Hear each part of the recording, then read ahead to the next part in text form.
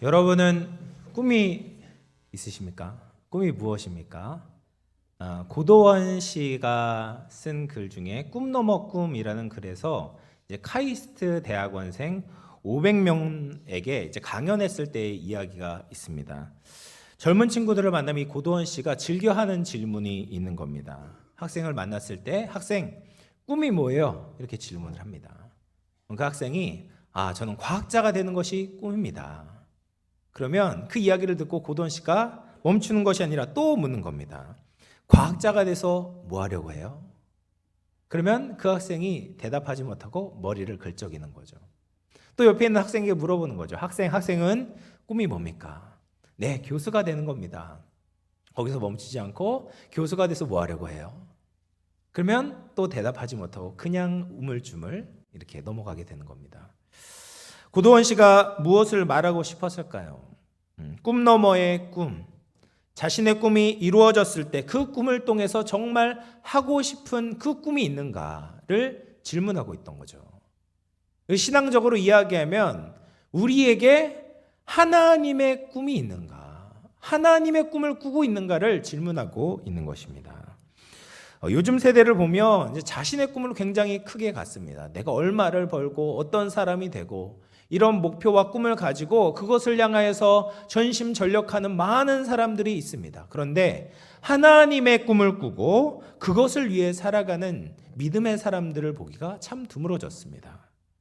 우리가 오늘 말씀을 통해서 나의 꿈을 넘어서서 하나님의 꿈과 비전을 소유할 수 있는 복된 시간이 되기를 주의 이름으로 축원을 드리겠습니다. 오늘 본문을 보면 이 요셉이 형들과 관계가 좋지가 않았습니다. 그 이유를 성경에서 보면 세 가지를 발견할 수가 있습니다. 첫 번째는 이 요셉이 형들에 대해서 이제 고자질을 했던 거예요. 2절 말씀을 보시면 이제 야곱의 족보가 이러하다. 요셉이 17세의 소년이었을 때 형들과 양을 칠 때 그가 그들의 잘못을 아버지에게 말했다라고 이야기를 합니다. 이 야곱에게는 4명의 아내가 있지 않습니까? 이제 레아와 라헬, 그리고 첩이었던 이 비라와 실바가 있었어요. 근데 이 비라와 실바에게는 자녀 둘씩 있어서 총 4명의 이제 형제들이 있었습니다. 그런데 요셉과 함께 양을 치는데 이 형들의 잘못이 보이는 거예요. 뭐 잘못을 했겠죠. 악한 일을 하니까 그것을 쪼르르 달려가서 아버지에게 계속 이제 이야기를 하는 겁니다. 형들이 많이 꾸중을 받았겠죠. 그러니까 어떻게 되겠습니까? 이 형들이 요셉을 향해서 일을 가는 거죠. 야, 쟤는 우리가 잘못할 때마다 아버지에게 혼나게 한다. 그래서 관계가 안 좋아진 겁니다. 이 요셉이 아버지에게 이야기하는 것도 좋지만 형들과 직접 대화를 하면 어땠을까? 형 이런 거 하지 마라. 이런 좀 건설적인 대화를 했으면 더 좋지 않았을까? 이런 아쉬운 마음이 듭니다. 또 형들이 요셉을 좋아하지 않았던 중요한 이유가 있습니다. 3절 말씀을 보면요. 37장 3절입니다. 요셉은 노년에 얻은 아들이므로 이스라엘이 여러 아들들보다 그를 더 사랑하므로 그를 위하여 채색 옷을 지었다라고 말해요. 그러니까 야곱이 요셉을 특별히 더 예뻐했어요. 여러 아들보다 더 사랑했던 겁니다. 이 라헬은 그의 이제 두 번째 아들이었던 베냐민을 낳다가 이제 죽게 되죠. 그래서 베들레헴 길에서 장사를 지내게 됩니다. 야곱이 특별히 아꼈던 아내 라헬을 생각하면서 그 첫 번째 아들이었던 요셉에게 각별한 관심과 애정을 갖고 있었습니다. 그래서 어떻게 합니까? 채색 옷을 지어줬다. 이 채색 옷이라는 것은 여러 가지 색깔이 들어간 옷일 뿐 아니라 특별히 소매가 긴 옷을 의미하는 거예요. 이 베두인들은요, 이 소매가 긴 옷을 족장과 그의 후계자들만 입을 수 있었습니다. 그래서 그런 전통에 따르면 지금 야곱은 요셉을 자신의 후계자로 공식적으로 선언하는 것과 다름이 없는 거예요. 다시 말하면 야곱에게 있어서 장자는 요셉이었다라는 거예요. 형들이 생각할 때 이것은 공평하지 않다라고 생각할 것입니다. 큰아들, 장자가 누구죠? 야곱의 장자 루벤이에요. 루벤. 근데 이 루벤은 커다란 잘못을 저지릅니다. 그러니까 야곱의 첩이었던 비라와 동침을 하거든요. 그래서 그것만 해도 이미 이제 장자권을 잃어버리게 되었어요. 근데 그 아래에, 르우벤 아래도 10명의 형들이 여전히 9명의 형들이 남아 있었단 말이에요.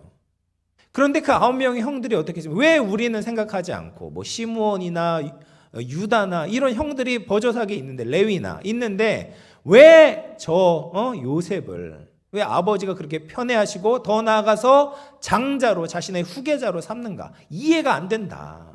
그러면서 시기와 질투의 마음이 생기게 되는 것이죠.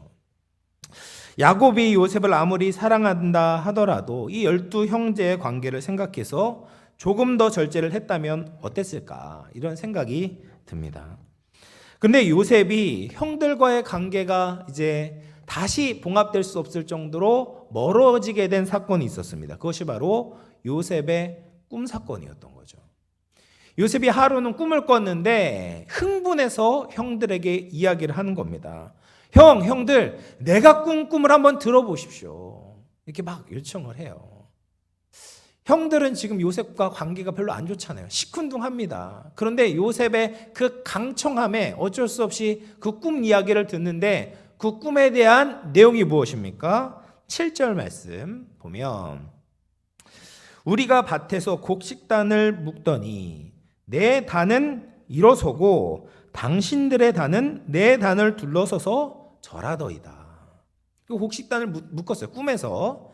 이제 요셉과 지금 형제들이 다 곡식단을 묶었는데 자기의 단이 딱 일어서고 나머지 형들이 묶은 단이 자신의 단에 앞에서 이제 절을 한다. 이 꿈 해석이 뻔하지 않습니까? 듣자마자 형들이 아는 거예요. 그러면서 8절에 보면 이 형들이 화가 나서 이야기를 하는 겁니다. 네가 참으로 우리의 왕이 되겠냐? 참으로 우리를 다스리게 되겠느냐? 화를 내면서 요셉에게 이야기를 하는 거죠. 형들의 입장이 충분히 이해가 되지 않습니까? 지금 야곱의 편애를 받아서 후계자로 삼았는데 그것을 넘어서서 우리의 왕이 된다고 한다니, 우리를 다스린다니, 우리가 네 앞에서 절을 한다니, 이게 말이나 되는 일이야? 자존심이 팍 상하는 거죠. 그러면서 요셉이 꿈을 개꿈 취급을 하면서 요셉을 더욱 미워하게 되는 겁니다. 예전에도 미웠는데 이제 더 미워진 거예요. 돌이킬 수가 없는 거죠. 그리고 나서 요셉이 또 꿈을 꿉니다. 이번에는 해와 달과 11별이 자신에게 절을 하는 꿈을 꾸었다라고 이제 아버지를 포함해서 형들에게 이야기를 하는 겁니다. 이 이야기를 듣고 이제 아버지 야곱이 요셉을 꾸중을 하는 거죠. 어떤 집에서도 사실 아버지가, 부모님이 자녀에게 절을 하는 법은 없잖아요. 콩가루 집안이잖아요. 이거는 가정의 그 위계 질서를 완전히 파괴하는 일이기 때문에 야곱이 혼을 내는 겁니다. 요셉의 이 꿈으로 말미암아 이 형들이 어떤 마음을 가질지 요셉은 잘 캐치를 못한 것 같아요. 사람들을 보면 어떤 사람은 좀 눈치가 없는 사람들이 있습니다. 순진하다 못해 눈치가 없는 거예요. 보통 어렸을 때 유복하고 부족함이 없는 사람들이 발랄하긴 한데 상처도 잘 안 받는데 다른 사람의 마음을 잘 헤아리지를 못하는 것 같습니다. 그래서 해야 될 말과 안 해야 될 말을 좀 가리는 지혜가 부족한 경향이 있죠. 근데 요셉이 그랬던 것 같아요. 아버지의 과분한 사랑을 받고 있어서 그런지 그 이야기를 했을 때 형들이 받게 되는 그 상처, 상대적인 박탈감에 대해서 깨닫지 못하고 있는 거죠. 공감해 주지 못한 겁니다. 그래서 결국 이 꿈으로 인해서 형들에게 미움과 시기가 더 많이 일어나게 되고, 그리고 애굽의 종으로 팔게 되는 그런 결정적 사건이 되었습니다. 사랑하는 성도 여러분, 이 요셉의 꿈 이야기를 보면 이 요셉의 꿈은 아직 요셉 개인의 꿈에 멈춰 있어요. 나의 꿈인 거예요. 우리가 꿈을 꾸는데 그것이 그저 나를 높이는 꿈이라면 요셉과 요셉의 형제와 같은 부작용이 생기게 마련입니다. 이런 꿈을 다른 말로 한다면 야망이라고 부를 수 있어요. 우리가 야망을 가지면 다른 사람들의 형편과 처지를 보지 못합니다. 그냥 내가 인정받고 높아지는 것에만 신이 나게 되는 겁니다. 그 야망으로 인해서 오히려 다른 사람이 시험을 받고 상처를 받는 일이 많이 생기게 되는 겁니다. 다른 형들도 어떻겠습니까? 요셉처럼 아버지에게 사랑받고 인정받고 높아지게 되는 거예요. 그런데 그 요셉의 야망을 들어보니까 내 꿈과 상충되게 되는 겁니다. 그러니까 이제 분란이 생기게 되고 분열이 생기게 되는 거죠. 이것이 자기의 꿈, 나의 꿈에 멈춰 있을 때 일어나게 되는 부작용인 것이죠. 예를 들어서 세계 최고의 부자가 되는 꿈을 꾸는 사람이 있다라고 생각해 보십시오. 얼마나 원대한, 세계 최고의 부자예요. 그냥 부자가 아닙니다. 그냥 구멍가게가 아니라 세계 최고의 부자가 되겠다. 이 꿈을 이루기 위해서는 어떻게 해야 되겠습니까? 다른 사람을 희생시켜야 되는 거예요. 먼저 내 가족부터. 뭐 자녀들이 어디 놀러 가자, 뭐 그 말 듣지 않는 거죠. 아, 지금 아빠 일해야 된다. 아내가 뭘 요구해요. 아, 지금 그거 할 시간이 없어. 나 이 꿈을 이뤄야 되거든. 남편과 아버지로서 뭐 또 배우자에게 자녀들에게 해야 될 도리를 하지 않고 자신의 꿈을 향해서만 달려가게 되는 거죠. 또 주위 사람들의 희생에 대해서 대수롭게 생각하지 않게 됩니다. 내 아래 직원들의 노동력을 마음껏 착취를 해야 되죠. 그래야지 내 꿈을 이룰 수 있지 않겠습니까? 그 꿈은 하나님과 무관한 나의 야망이고 내 우상이 되는 겁니다. 그럴 때는 다른 사람들에게 상처를 입히게 되는 거예요. 희생을 요구하게 되는 겁니다. 제가 지난주에 이제 캄보디아 선교지를 방문하게 되었어요. 네, 이제 월요일 오후에 뚜얼슬랭이라는 곳을 가게 되었습니다. 이제 캄보디아는 1975년에 크메르 루즈라는 공산주의 무장단체가 그 나라를 지배하게 되었어요.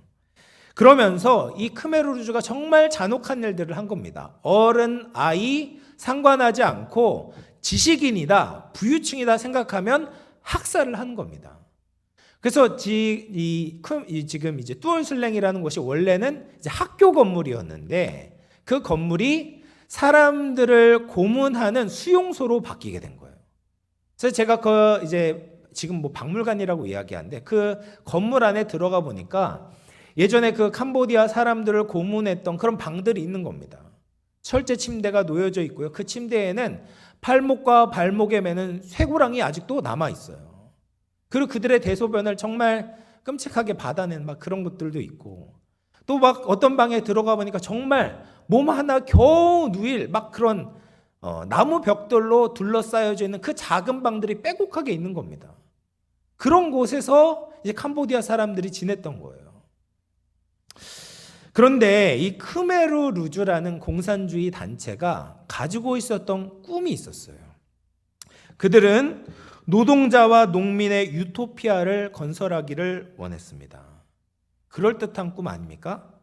빈부격차가 없는 모든 사람들이 공평하게 누리는 그런 천국을 이 땅에서 구현하고자 했던 거죠.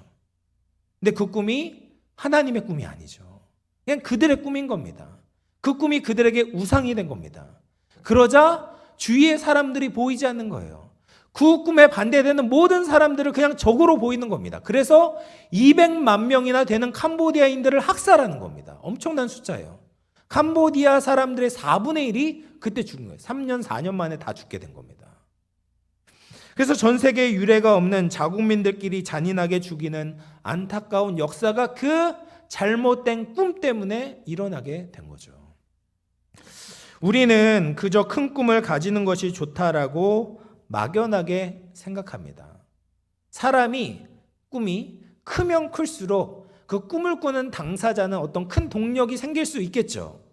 그런데 그에 따른 많은 부작용들도 생길 수가 있는 겁니다. 주변 사람들을 힘들게 하고 또 그 꿈을 성취했다고 해도 그게 나의 자랑이 되고 내가 교만하게 되는 원인이 되기도 하는 거죠. 그 꿈을 이뤘다고 해서 내 꿈을 이루면요, 하나님의 은혜에 대해서 생각하지 못하는 겁니다. 그래서 우리는 내 꿈에서, 나의 꿈에서 멈추는 것이 아니라 하나님의 꿈으로 나아가야 되는 거예요. 내 꿈이 하나님의 꿈을 만나야 되는 겁니다. 같은 꿈을 꾸더라도 우리가 하나님의 꿈을 꾸게 되면 그 결과가 완전히 달라지는 거예요. 하나님 안에 있으면 섬기게 되고요, 사람들을 배려하게 되고 생명을 살리게 되는 것이죠. 오늘 이제 요셉을 보면 오늘 본문 이 이후에 보면 요셉이 천신만고 끝에 이제 애굽의 총리가 되지 않습니까? 그리고 나서 정말 애굽 그 요셉이 꿈 해석을 했던 것처럼 중동 지방 전체에 엄청난 기근이 오게 됩니다. 그런데 요셉의 그 정책 때문에 애굽에는 먹을 풍성한 양식들이 있었던 거죠. 그래서 그 양식을 이제 창고를 열어서 뭐 다른 사람들을 살리게 됩니다. 근데 그때 요셉의 형들이 양식을 얻으려고 애굽으로 오게 되는 거예요. 그리고 요셉이 꿈을 꾸었던 것처럼 요셉 앞에 절을 하면서 양식을 구걸하는 겁니다. 어떻습니까? 정말 요셉이 17세 나이에 꾸었던 그 꿈이 드디어 이루어지게 된 거죠. 그러면 이것에 만족해야 됩니까? 이제 꿈을 이루었으니까 내 형제들에게 복수를 해야 되겠다. 구덩이에 빠뜨리는 건 너무하니까 죽이진 않고 그냥 내가 저 형들을 다시는 나에게 반항하지 못하도록 짓밟아 주리라. 이러면 자신의 꿈을 이루는 것이겠습니까? 하나님이 원하시는 것이겠습니까? 요셉은 높아지기만 하는 자신의 꿈에서 하나님의 꿈으로 나아가게 됩니다. 창세기 45장 5절 말씀인데요. 우리 같이 한번 읽어보도록 하겠습니다. 시작. 당신들이 나를 이곳에 팔았다고 해서 근심하지 마소서, 한탄하지 마소서. 하나님이 생명을 구원하시려고 나를 당신들보다 먼저 보내셨나이다. 아멘. 요셉은요, 자신이 왜 애굽의 총리가 되었는지, 아버지와 형들이 절을 할 수밖에 없는 그 높은 위치에 왜 오르게 되었는지를 알게 되었어요. 바로 그 자신의 가족들의 생명을 구원하기 위해서 자신을 하나님이 먼저 보내셨구나를 깨닫게 되는 거예요. 요셉은 시간이 지나고 연단을 받으면서 자신의 꿈에서 하나님의 꿈으로 나아가게 된 것입니다. 하나님의 꿈이 자신의 꿈이 되었을 때 그는 자신의 가족을 구할 뿐 아니라 하나님 나라의 백성들이 태동하는 그 애굽 생활의 큰 울타리가 되어 주었던 것이죠. 이 하나님의 꿈을 우리는 비전이다라고 부를 수 있습니다. 하나님은 우리에게 복을 주시죠. 각양 좋은 것들을 허락해 주십니다. 그런데 그것을 얻는 것이 그냥 우리의 꿈, 그것을 성취한 것에 만족해서는 안 되는 거예요. 우리는 하나님의 꿈으로 나아가야 합니다. 하나님이 원하시는 것이 무엇인지 발견해야 합니다. 나 혼자 높아지는 것이 아니라, 나 혼자 부유해지는 것이 아니라 생명을 살리고 하나님 나라를 이루는데 우리가 헌신하고 전력해야 되는 것이죠. 예수님께서 승천하시기 전에 제자들에게 예수님의 꿈이 무엇인지 말씀을 해주셨습니다. 마태복음 28장 18절에서 20절 말씀 우리 한 목소리로 봉독해 보겠습니다. 시작. 하늘과 땅의 모든 권세를 내게 주셨으니 그러므로 너희는 가서 모든 민족을 제자로 삼아 아버지 아들과 성령의 이름으로 세를 베풀고 내가 너희에게 분부한 모든 것을 가르쳐 지키게 하라. 볼지어다 내가 세상 끝날까지 너희와 항상 함께 있으리라 하시니라. 아멘. 여러분 18절 말씀에서 예수님께서 뭐라고 하셨습니까? 하늘과 땅의 모든 권세를 아버지께서 하나님께서 내게 주셨다. 내가 이제 십자가에 달려 죽으시고 부활하심으로 말미암아 이 세상의 구원자요 심판주로 하나님께 인정을 받게 되었다라는 거예요. 그런데 예수님께서 그런 하늘과 땅의 모든 권세를 받으신 것이 예수님께만 좋은 일이 아니라 예수님을 따르는 우리에게도 큰 특권이 되는 겁니다. 그래서 예수님께서 우리에게 뭐라고 말씀하셨습니까? 너희가 땅에서 매면 하늘에서도 매일 것이요 너희가 땅에서 풀면 하늘에서도 풀리리라 말씀하셨잖아요. 그러니까 우리가 예수 그리스도를 믿는 성도가 되었다는 것은 엄청난 특권을 받은 것입니다. 또 20절에서 뭐라고 하십니까? 내가 세상 끝날까지 너희와 항상 함께 있으리라. 이것만큼 큰 축복이 어디에 있겠습니까? 그래서 우리가 담대하게 이 세상을 살아갈 수 있잖아요. 승리할 수 있잖아요. 다른 어떤 큰 축복보다도 이것만큼 큰 축복이 어디에 있겠습니까? 그런데 이 큰 은혜와 특권을 받았음에도 불구하고 그것을 나의 야망을 이루는 데만 사용한다면 그것은 하나님 아버지의 뜻을 모르는 것이죠. 예수님의 꿈을 저버리는 것입니다. 우리는 이 권리를 가졌다면 예수님의 꿈을 이루기 위해서 애를 써야 되는 거예요. 예수님의 꿈이 무엇입니까? 너희는 가서 모든 민족을 제자로 삼아 아버지와 아들과 성령의 이름으로 세례를 베풀고 내가 너에게 분부한 모든 것을 가르쳐 지키게 하라.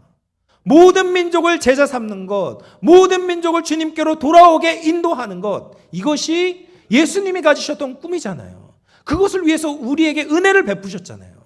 근데 그 꿈을 잃어버리게 된다면, 예수님의 꿈과 우리가 하나 되지 않는다면 우리가 받고 있는 이 은혜를 헛되게 사용하는 것이다 라는 것입니다. 사랑하는 성도 여러분, 남미와 북미의 차이를 아십니까? 이제 북미가 미국, 캐나다가 있는 비교적 이제 부자 나라 아니겠습니까? 세계적으로도 부자 나라죠. 근데 남미를 보면 좀 가난하게 삽니다. 그런데 유럽 이민자들이 처음 정착한 땅이 북미가 아니라 남미였어요. 남미를 보면 그리고 지화 자원도 풍부하고 뭐 여러 가지로 뭐 잘 살 수 있는 조건이 갖추어진 나라였습니다. 그런데 왜 이런 차이가 나게 되었을까요? 북미는 좋은 나라들이 많고 남미는 왜 이렇게 가난할까요? 지금도 멕시코에 많은 사람들이 막 텍사스 국경을 넘으려고 생명을 겁니다. 왜 그들이 그렇게 꿈의 땅으로 오려고 할까요? 어떻게 이런 차이가 나게 되었을까? 남미는 스페인 사람들이 황금을 얻기 위해 찾아간 땅이었습니다. 그런데 북미는 청교도들이 신앙의 자유를 위해서 찾아 떠난 땅이었던 것이죠. 신앙의 영광을 잃지 않기 위해서 나아갔던 땅이 바로 북미였던 것이죠. 그러니까 고상한 꿈이 고상한 인생의 자세를 견지하게 해주고 더 아름다운 나라, 아름다운 공동체를 이룰 수 있게 하는 겁니다. 우리가 어떤 꿈을 갖느냐에 따라서 어떤 삶을 살게 되고 어떤 공동체를 이루게 되는 것이 이제 결과가 나타나게 되는 거예요. 우리도 마찬가지입니다. 내 성공, 내 출세를 쫓아 사는 사람, 나의 야망을 향해 달려가는 사람은 결국엔 취해질 수밖에 없습니다. 그러나 하나님의 비전을 따라가는 사람은 이 세상과 구별된 기쁨과 영광을 맛보게 되는 것이죠. 사랑을 나누고 생명을 살리게 되는 것입니다.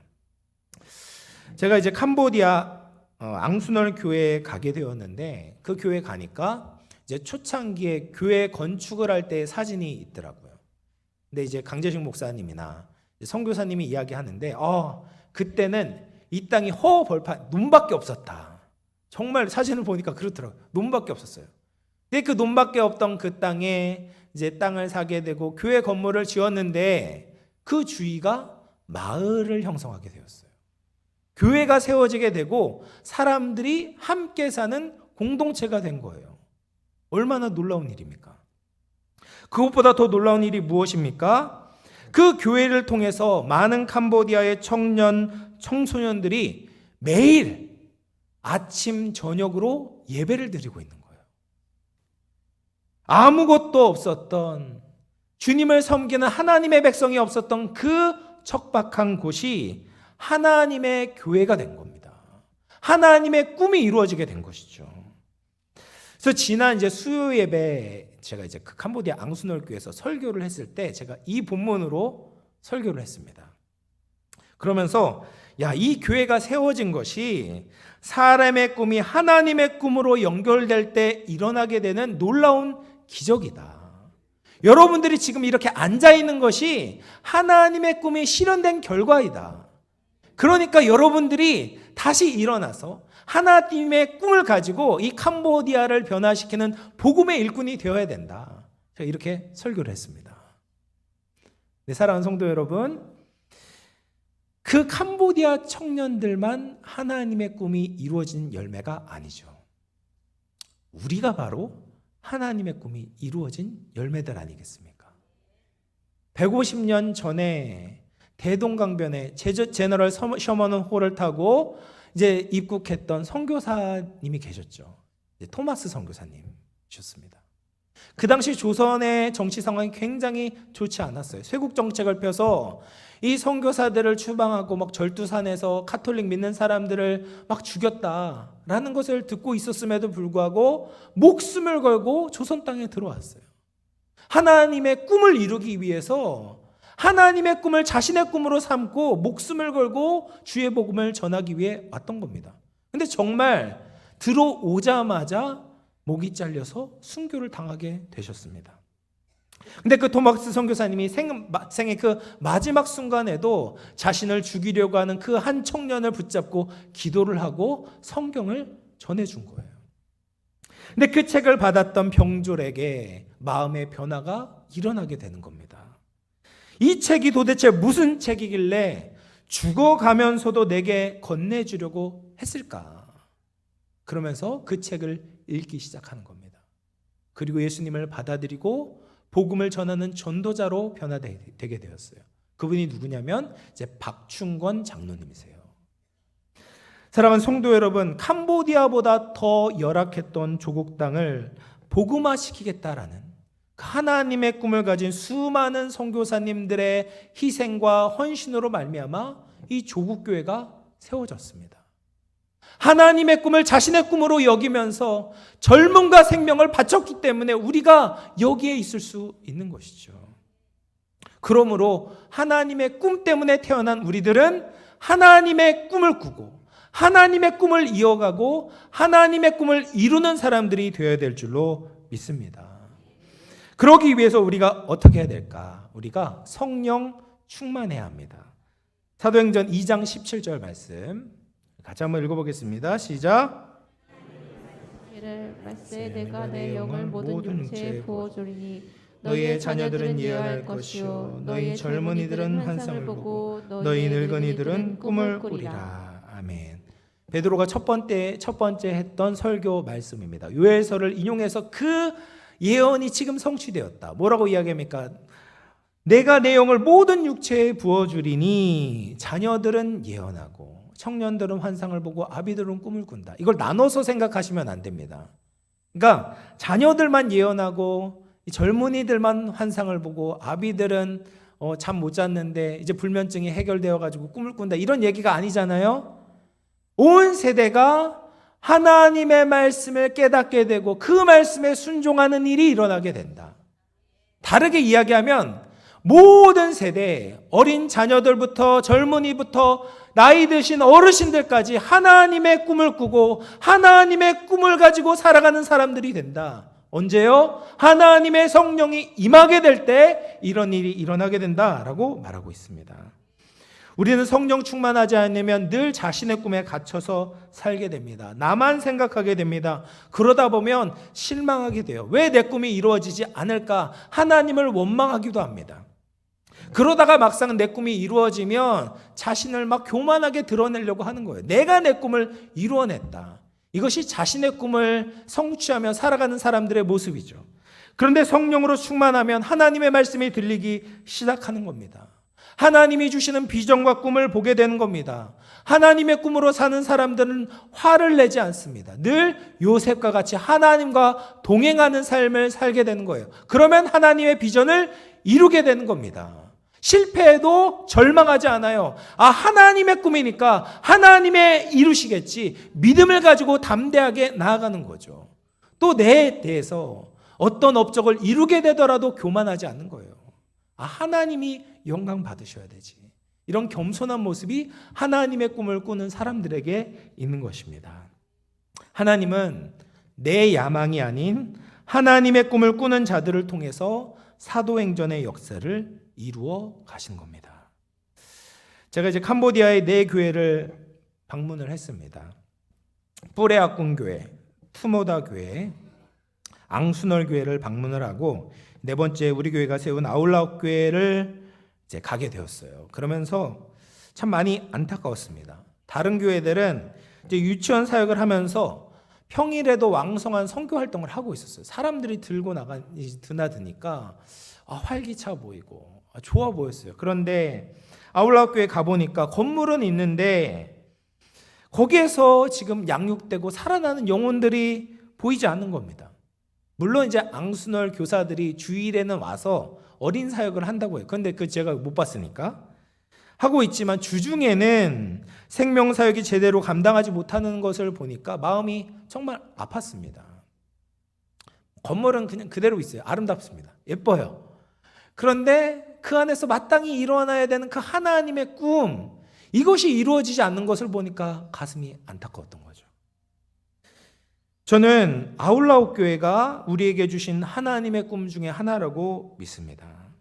우리에게 주신 이 하나님의 꿈을 위해서 우리가 더 열심히 달려가야겠다라는 생각이 들었습니다.